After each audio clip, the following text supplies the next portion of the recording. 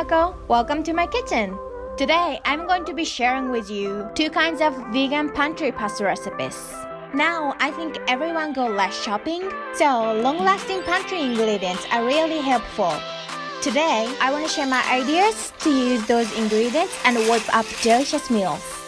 I think good meals are very important on those stay-at-home days and helps my body and mind stay healthy. So let's get started on making healthy pasta. The first recipe I'm gonna be making is spicy and creamy tahini rosé pasta. Let's start with mincing half onion. So let me use onion and garlic as our pantry ingredients because they can be stored at the room temperature and last very long. Also, they are a very basic element of the taste, so I just couldn't omit it. Next, let's chop up roasted artichoke hearts. I'm using one from a jar. I'm gonna need 1/3 cup of it. Now, let's move on to the stovetop. Into a pan, add onions, 2 cloves of crushed garlic, and 1 tablespoon of olive oil. Bring the heat to medium and stir to cook. Meanwhile, let's start cooking the pasta. I like gluten-free pasta, so here I'm using 8 ounces of brown rice spaghetti. So now, onion should be sweaty and translucent.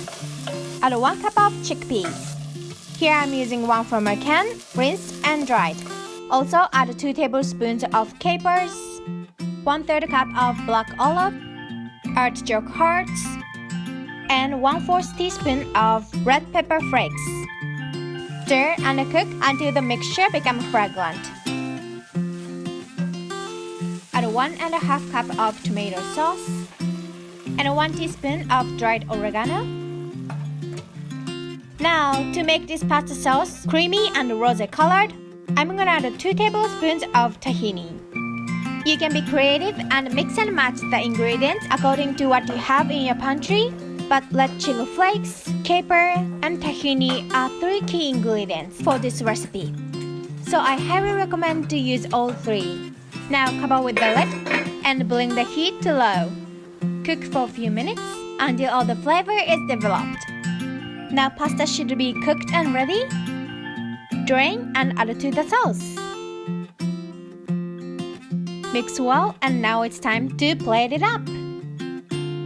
The flavor from caper, creaminess from tahini, and the kick from the red pepper are great together. For the presentation purpose, I added extra black olives and fresh parsley on top, but they're optional. I also played same recipe more Insta-worthy, like this. But either way, this recipe is wholesome and hearty, and bring your regular tomato pasta to the next level.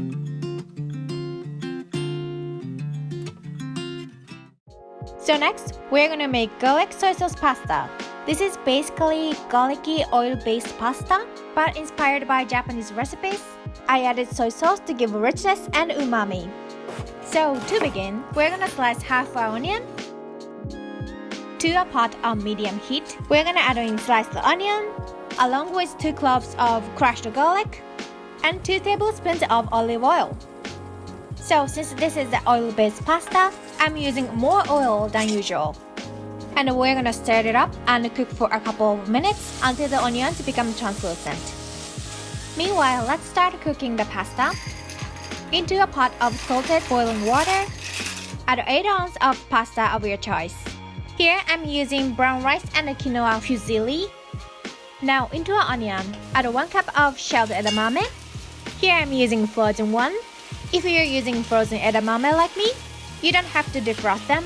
Add them frozen and cook to thaw. We're gonna give it a good stir and cook until all the edamames are defrosted. Now we're making the hole in the middle and add 1 tablespoon of soy sauce. This is my favorite trick by cooking soy sauce directly on the pan. You can give a charred flavor to the sauce. Also add salt and pepper to taste. Now we're gonna add pasta to the sauce. Along with 1 tablespoon of olive oil, this adds fresh oil flavor, 2 tablespoons of pasta water, and 1 more tablespoon of soy sauce to season the pasta.